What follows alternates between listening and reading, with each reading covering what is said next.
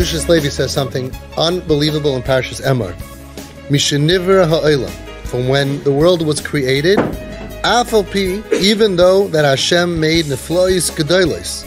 Hashem did many wonders in the world. Kegoin, bimei hamabel. He made a mabel, ma'asadar haflaga, hafeiches toim v'amayra. Hashem did crazy stuff. He punished the world in many different ways. Listen to these words. Adayin loy chazar shum odom b'tshuva m'maisem halalu.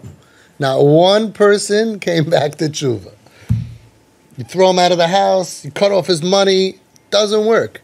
Now, he didn't get one guy to say, oh my gosh, I'm going to go serve Hashem. Isn't that amazing? Fascinating. V'amnam mitzias Mitzrayim mitoyvos habayre baruch hu liYisrael az hikiru v'havinu v'eskilu as habayre baruch hu. But when it came to Yitzias Mitzrayim and Hashem protected us and He saved us and He fought for us and we didn't deserve it. We remember Shari Tuma, Dam, Tzvardeya, Kinim, Oroi, make sure my kids are protected. We didn't deserve it. He says, then all of a sudden we realized, do Abayrai. Isn't that amazing?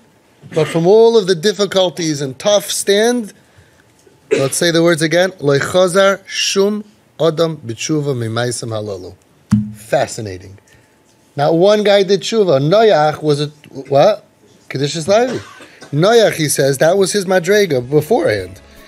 And Avram, he was tzaddik mikaroi. But he didn't come, no, not one guy said, oh, did you what happened to Stoim? You heard what happened to Stoim? Let's do tshuva. Not one guy. Unbelievable. Unbelievable.